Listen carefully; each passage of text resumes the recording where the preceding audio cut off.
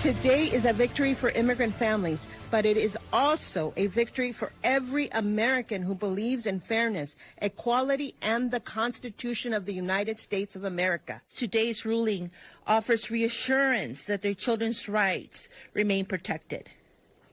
But this decision must also remind us that protecting constitutional rights requires constant vigilance. Hi again, everyone. It's now 5 o'clock in the East. Constant vigilance is right, because in Donald Trump's America, none of us can afford to be complacent. In many instances, Donald Trump's priorities may seem to flip and flop, and he may seem to snooze through some of them. First he's for something, then he doesn't care, then he seems to abandon it altogether. But when it came to birthright citizenship and ending it, Trump's interest in this issue was clear and consistent. It was always something he felt very strongly about, sort of like tariffs. The executive order that today's Supreme Court ruling weighed in on was one he signed on the first day of his second term as president. Trump even showed up for oral arguments in this case back in April, becoming the first sitting president of the United States of America to do that. So his loss today at the hands of a majority conservative Supreme Court, many of the members he picked, is a big one. But as we discussed over the last hour, the ruling was actually closer than it looks. Justice Brett Kavanaugh agreed with the majority that Trump's executive order was illegal, yet he dissented in part and seemed to give Congress an instruction or invitation to keep fighting this issue. Donald Trump seized on that perceived invitation and called on Congress to act immediately. Republican Senator Eric Schmidt of Missouri responded, posting this on social media, quote, "Justice Kavanaugh may have left Congress a door. I'm filing legislation to walk through it."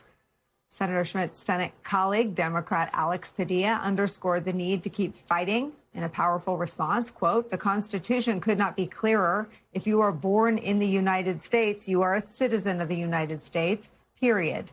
No ambiguity." While there is nothing surprising about Donald Trump's efforts to erode birthright citizenship and disregard laws he does not like, today's decision reaffirms over a century of legal precedent protecting this fundamental constitutional right. This is personal. I'm a proud son of immigrants. I was born in the United States. I'm a proud citizen of the United States with freedom to pursue the American dream. While we celebrate this ruling today, we cannot rest, because this is certainly not the end of Trump's attacks on our Constitution, on our democracy, and the notion of what it means to be American. As Americans, we will continue to organize, vote, legislate, and litigate, because our country depends on it.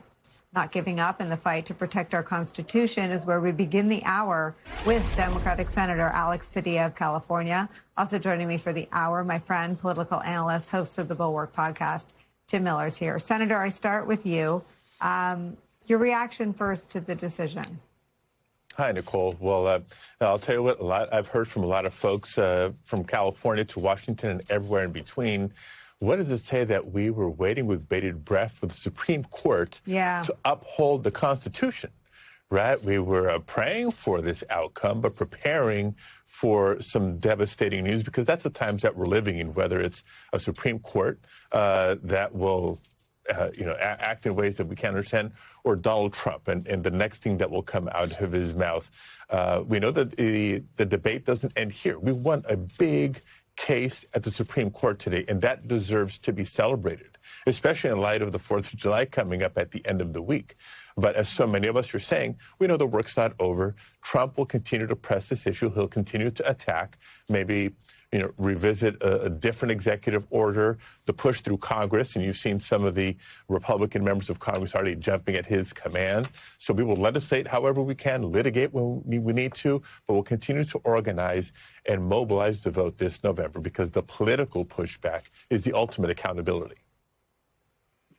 Senator, I made the same point about the press coverage, that we've largely covered this case as the big one, but we've covered it as a jump ball. We'll see what they do, assuming nothing.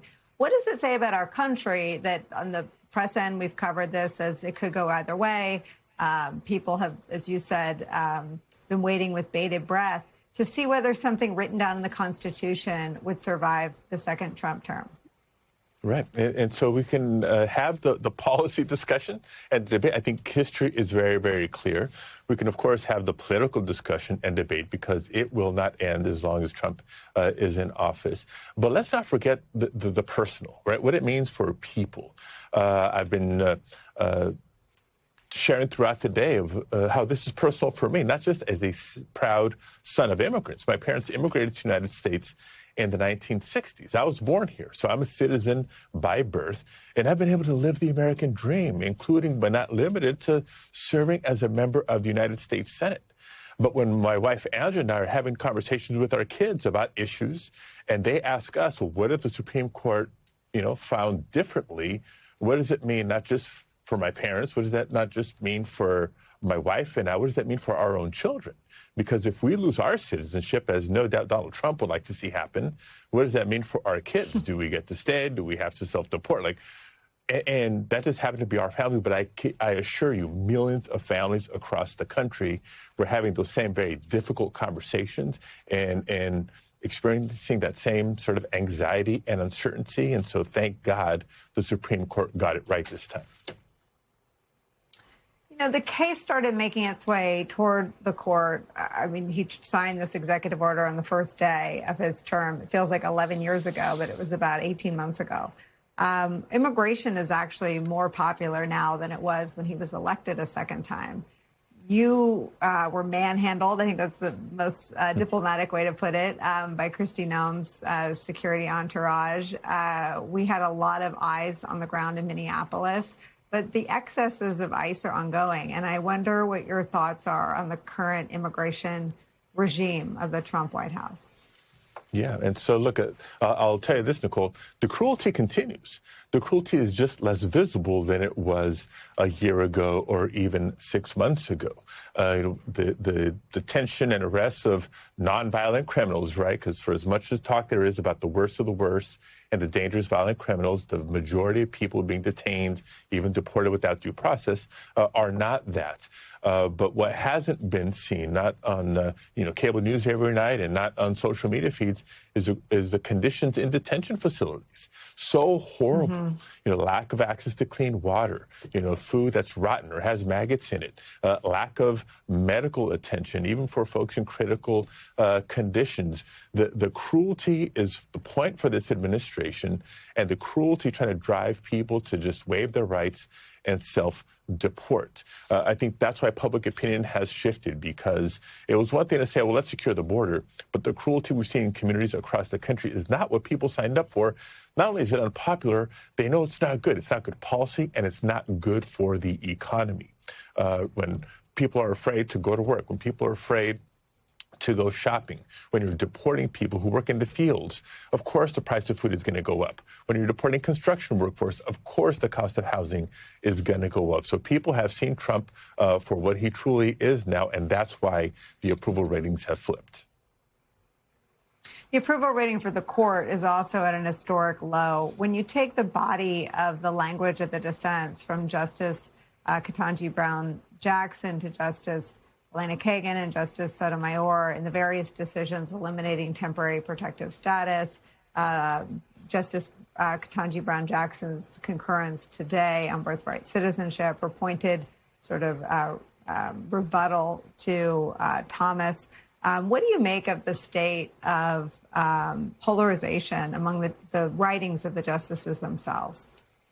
Yeah, again, the public confidence in the Supreme Court is not nearly what it should be, even on a case as clear as this birthright citizenship. Right, the Constitution couldn't be clearer. You read my statement earlier. Anybody born in the United States is a citizen of the United States, period.